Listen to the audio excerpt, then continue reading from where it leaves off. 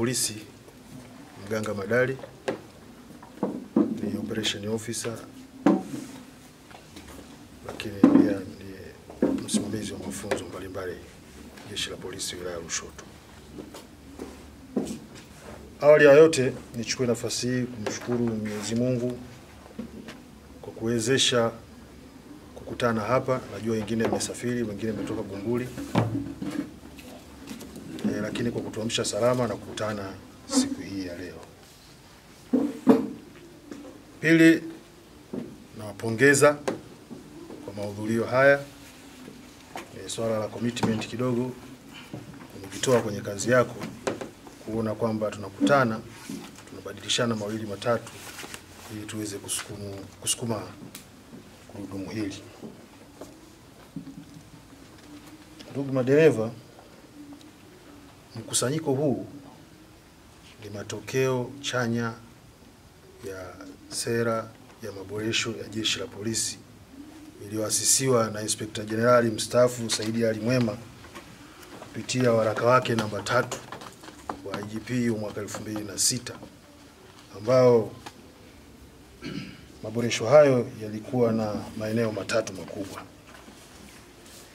Eneo la kwanza ilikuwa ni weledi, kwamba ifike mahali sasa jeshi letu lifanye kazi kwa weledi, ikiwa na maana kwamba tuwe na taaluma za kutosha za kufanya kazi zetu kila wakati, kwa sababu tu umepewa nguvu za kijeshi na silaha, basi kila wakati unatumia nguvu, kwamba ifike mahali tunawekeza kichwani, tuwe na soft skills za kuweza kuwahudumia watu wetu. Lakini pili, ilikuwa ina lengo, maboresho haya ilikuwa na lengo la kulifanya tuwe na jeshi la kisasa, kwa jeshi la kutumia zana za kisasa, lakini hata namna ya utendaji nao uwe wa kisasa kulingana na viwango vya kimataifa. Lakini eneo la mwisho ni eneo la polisi jamii, kwamba katika sera hii maboresho hayo yalikuwa yanataka jeshi la polisi kuisogelea zaidi jamii,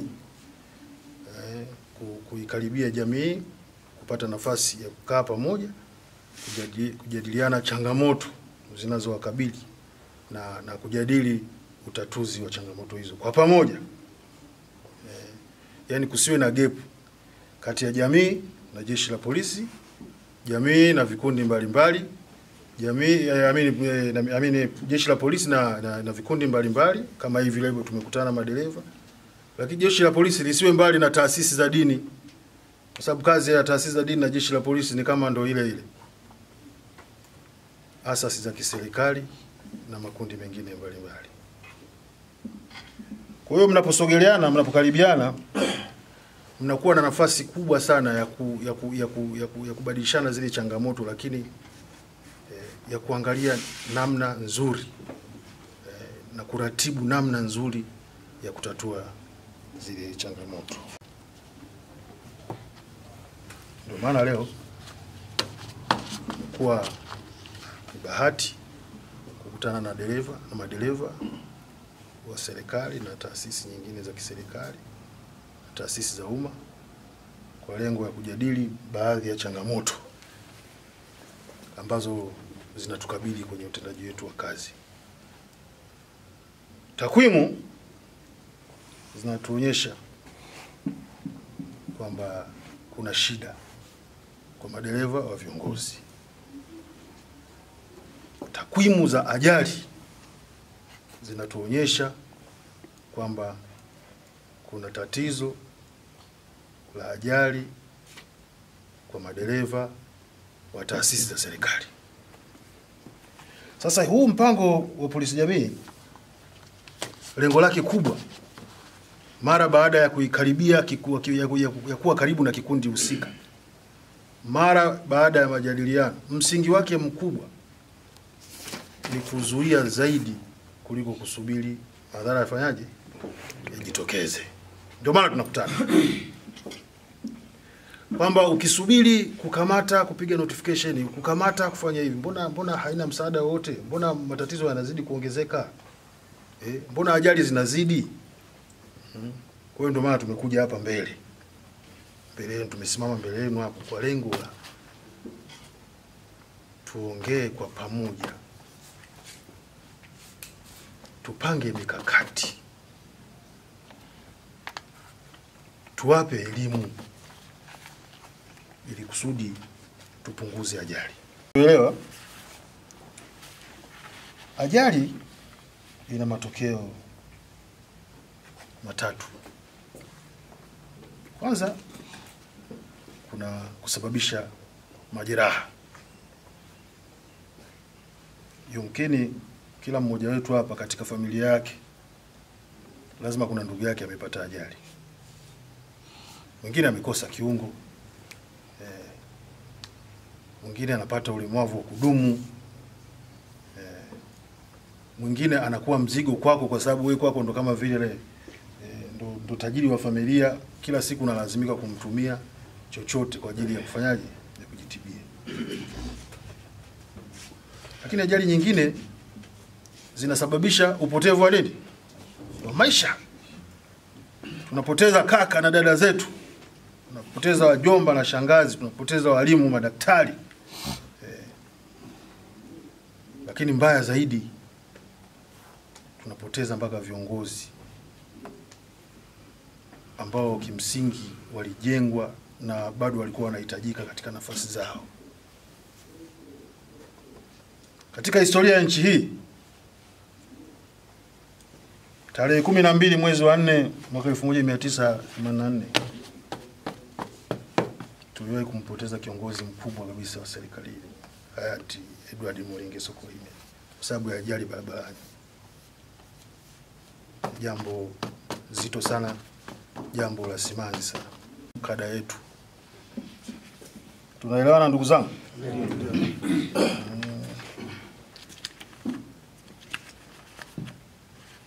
Sasa mimi kama msimamizi wa kazi mbalimbali za jeshi za polisi na mafunzo, nilikuwa nawaomba madereva kwamba kuna ajali ambayo unaipata, ufike mahali uone aibu. Kwa sababu kwa dereva ambaye amepata mafunzo na dereva ambaye mwenye akili timamu anaweza akaepuka.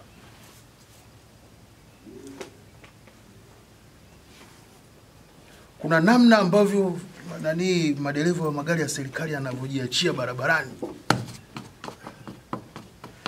Sijui anakuwa na imani na nini, lakini hebu tuchukue tahadhari kubwa sana. Ukiendesha gari kwa tahadhari, basi kuna uwezekano mkubwa kwamba dharura ikitakapotokea unaweza kufanyaje, ukamanuva na kuokoka. Lakini kuna namna ambavyo mimi mwenzenu nimefanya kazi Kibaha. Sasa hivi Kibaha ndio eneo ambalo lina traffic jam kuliko eneo lolote lile. Utakuta dereva wa serikali anajipenyesha, anajipitisha katikati ya lori na lori kwa kigezo cha haraka. Lakini unamwamini nini huyo dereva mwenzako aliyekaa kulia na kushoto? Wewe unapita katikati, unamwamini nini? Na unapokimbia spidi kubwa sana, hiyo gari yako nayo ina usalama wa kiasi gani? Kwa hiyo ni vitu ambavyo inabidi tuviangalie sana. Sasa mimi nataka niwape uzoefu kidogo. Tushare hiki kitu. Kwamba wakati unaendesha gari barabarani, hebu kuwa na uhakika wa 100% kwa kila tendo unalolifanya. Kama dereva wa ndege, kama rubani wa ndege. Rubani wa ndege kila jambo analolifanya ana uhakika nalo 100%. Namna unavyo overtake, namna unavyopita kwenye sehemu ambazo zina msongamano wa watu,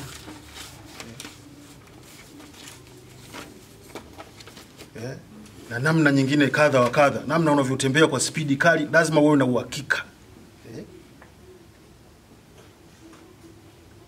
na uzima na ubora wa gari lako. Kuna mwingine ajali, matairi yake sio mazuri, spidi moto.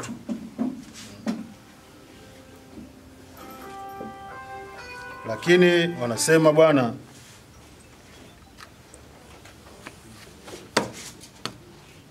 Better late than never.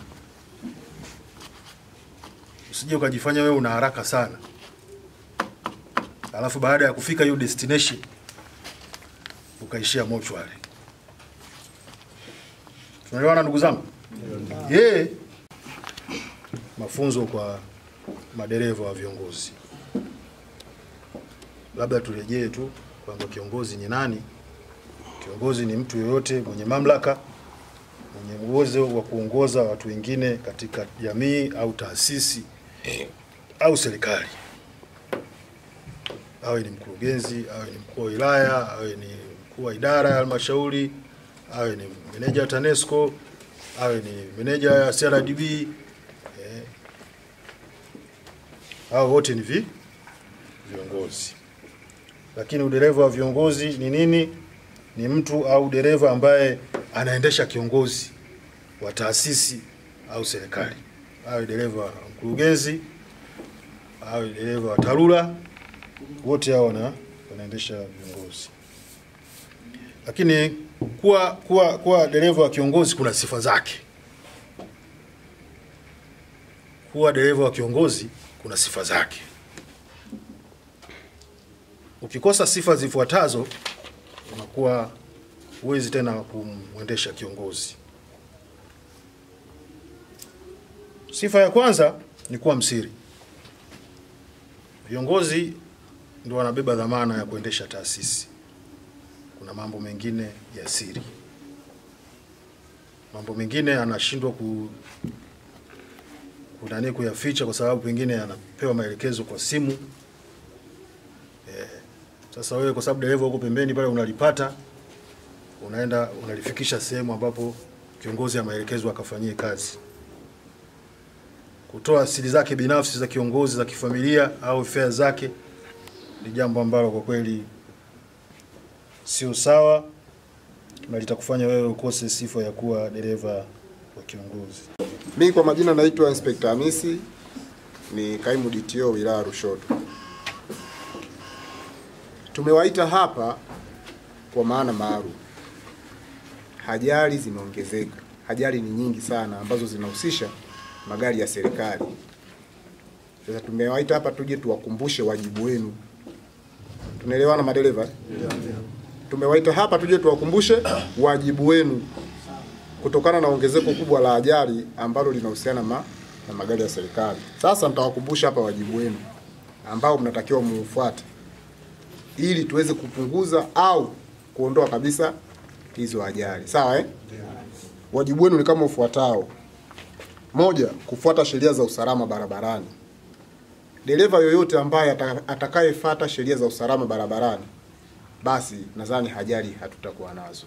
Kwa sababu kila kitu kimejieleza barabarani. Barabarani kuna michoro, barabarani kuna vibao, barabarani kuna alama za barabara. Kwa hiyo endapo kama utazizingatia, mimi nadhani hakutakuwa na ajali.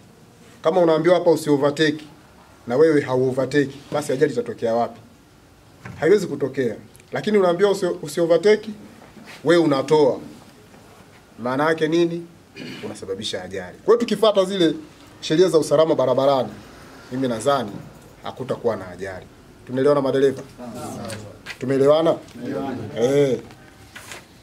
Lakini hapa madereva wengi wa serikali, niwaambie tu ukweli, wala siwafichi. Madereva wengi wa serikali wanajisahau katika alama za barabarani, hususan katika zebra crossing. Mfano mzuri ni pale. Mimi nasimama mara kwa mara pale katika ile zebra pale. Utakuta dereva na mwenye STK, mwenye CU, DFP hasimami katika zebra. Utakuta hizi taasisi zingine za private wanasimama. Lakini wewe dereva ambaye unaendesha gari la serikali kwenye zebra crossing hausimami. Kwa sababu gani? Unakuwa kama unakuwa una sehemu fulani ya kutegemea kwamba mimi sitaandikiwa fine. Sasa kitu hicho sio kizuri. Zebra crossing imewekwa pale, kila mtu anatakiwa haitii kama wanavyotii wale wengine. Ukifika pale simama. Si tunajua pale ni sehemu ya kuvuka watu kwa watembea kwa miguu. Kuna wanafunzi wanavuka na watu wengine wanavuka. Ukifika pale simama na sio kupunguza mwendo. Kuna mwingine anasema nimefika pale nimepunguza mwendo nikaondoka. Hakuna. Sheria inakutaka usimame. Na ndio maana kuna mstari wa kwanza, then kuna ile mistari ya pundamilia. Simama, angalia. Kama hakuna mtu basi endelea na safari. lakini madereva wengi wa serikali tunaendesha STK, SU, DFP hatusimami. Kwa tumewaita hapa kuwakumbusha. Na niwaambie tu, ukifanya kosa kwenye zebra, tutakuchukulia kama dereva mwingine. Sio kwa vile dereva serikali umegonga mtu au umevunja sheria katika zebra crossing tutakuacha, hapana. Tutakutiti kama tunavyomtiti dereva mwingine wa kawaida. Kwa hiyo kwa hilo ni wataki kufuata hiyo sheria. Tunaelewana eh? Sawa sawa. Lakini lingine, wewe kama dereva wa kiongozi, tunajua nyinyi mnaendesha viongozi. Lakini kuna mambo kuna wajibu wenu mnatakiwa mutekeleze wa kuhakikisha ukaguzi wa gari. Nikisema ukaguzi wa gari, tunajua magari yanakaguliwa na VECO, lakini kuna ukaguzi wewe dereva unatakiwa ufanye kabla ya kupasha gari lako. Aidha kuangalia oili, gari ina oili. Hilo sio paka aje VECO tena aanze kukukagulia eti akague oili. Sio kweli. Una wajibu wa kumshauri TO. Endapo kama unaona hili gari lina matatizo, gari ni bovu, basi unaweza kumuita TO na kumshauri kwamba bwana, hili gari ninaloendesha, hili gari ni bovu, halifai kwa safari, kuna vifaa humu ndani vimeharibika. Wewe unaripoti kwa TO. Kwa hiyo TO ndo ana wajibu wa kufanyaje, wa kuliripotia lile gari. Sio gari libovu wewe unang'ang'ania kuendesha hivyo hivyo, hiyo haikubaliki. Kwa hiyo wewe na TO ni kitu kimoja. Bwana unamshauri, yule ndio kiongozi wako ambaye anasimamia haya magari. TO, hili gari lina changamoto 1 2 3 4 5 6. Ili sisi mimi namuendesha kiongozi. Lakini hili gari lina 1 2 3 4 5 ambao linaweza ikapelekea ikasababisha ajali kwa ajili ya ubovu wa gari. Hii ni kufanya kiongozi wako hawe salama na sio kwa kung'ang'aniza. Tumeelewana hapo eh? Mimi naomba msiogope hawa matio wenu. Kwa sababu mtu mwingine anamuogopa TO kwa sababu kila sana ripoti tu. Mbona yule dereva mwenzangu mwingine yeye haripoti? Hapana, wewe ripoti. Jukumu la kusimamia gari ni la TO. Kununua hiki na hiki, kuandikia hiki na hiki na hiki ni nani? Ni transport officer. Wewe ndio unatakiwa ufanyeje? Umjulishe. Kwa hiyo ni jukumu lako kumwambia. Sio hizi wewe unakaa kimya lakini yule mwenzako anasema. Sawa? Kuna mwingine anaogopa hadi ananunua vifaa kwa hela yake. Tumewaita hapa kwa maana yetu, tumewaita hapa kwa maana maalum kwamba kwa sasa hivi na kwa maelekezo yaliyotoka, endapo dereva yoyote wa serikali au taasisi ya umma atafanya kosa na hilo kosa likabainika hilo kosa ni la uzembe, huyo mtu atachukuliwa hatua za kisheria kama dereva mwingine, ikiwemo kufungiwa na leseni yake. Tumeelewana jamani? Nasema hivi, narudia tena, kwa dereva yoyote wa serikali atakayebainika amefanya makosa ya kizembe, basi atachukuliwa hatua za kisheria, ikiwemo na leseni yake kufungwa kama madereva wale wengine. Sasa tusije tukafikiria kwamba sisi tukifanya makosa hatuchukuliwe hatua zile za kufungiwa leseni. Hapana. Endapo na nyinyi kama mtafanya makosa na hilo kosa likadhihirika kwamba umelifanya kwa makusudi, kwa kukusudia au kwa uzembe, basi leseni yako itafungwa kama madereva wengine ambao wanachokifanya. Kwa sisi tusije tukasema labda sisi tunamuhimili au sisi tunamgongo, hapana. Kwa hiyo nawataka kuanzia sasa hivi mfuate sheria za usalama barabarani ili tuweze kuepuka ajali au kuondoa ajali kabisa katika eneo letu. Tumeelewana ndugu zangu? Naitwa Hadija Ramadhani. Tunashukuru kwa mafunzo haya kwa sababu ni muhimu sana kwa madereva zetu kutokana na ongezeko la ajali za barabarani ambazo zimekuwa zinatokea mara kwa mara. Hivyo tunaishukuru serikali kwa kutuandalia kitu kama hiki ambacho kitakuja kupunguza au kutokomeza kabisa hizi ajali. Changamoto kubwa upande wa huku kwetu tuseme ni barabara ambazo pia ni mbovu kidogo, ambazo zinasababishia madereva utelezi, mara nyingi ndio huaga zinasababisha ajali. Lakini pia changamoto zingine ndo kama hizo za madereva, utovu wa nidhamu pamoja na ulevi, ambazo tunajitahidi sana kukabiliana nazo na kuwachukulia hatua za kinidhamu ili kuweza kupunguza swala zima la ajali na kulitokomeza. Kwa jina naitwa Ramadhani Mnape, ni dereva wa CRDB tawi la Lushoto. Kwa elimu ambayo tumepatiwa leo, tunashukuru kwanza, elimu itatusaidia katika kuendeleza udereva wetu, pia katika kujali wakati unamuendesha kiongozi wako, kwa kuchukua tahadhari, kwa kuzingatia alama za barabarani, pia kuzingatia taaluma ambayo ninayo, ambayo kwamba natakiwa nimuendeshe dereva vizuri na nimuendeshe bosi wangu vizuri, ili tuweze kufika safari yetu salama, ili kuepusha ajali za barabarani.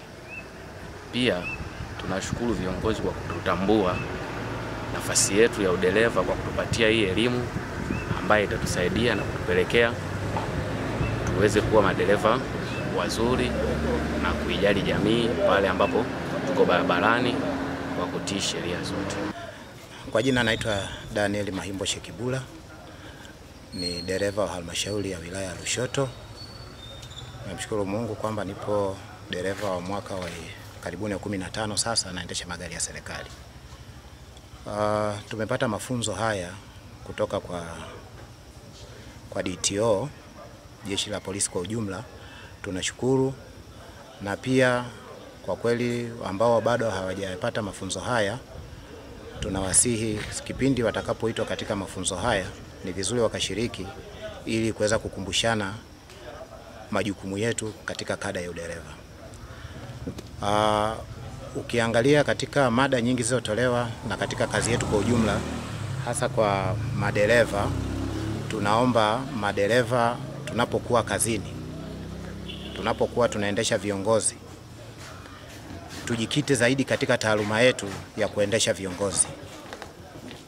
Viongozi tunaowapakia, unakuta kiongozi anaongea na simu nyingi, anapata maelekezo mengi kutoka sehemu mbalimbali, lakini pia kiongozi anakuwa na mazungumzo mengine na wataalamu wote walioko ndani ya gari.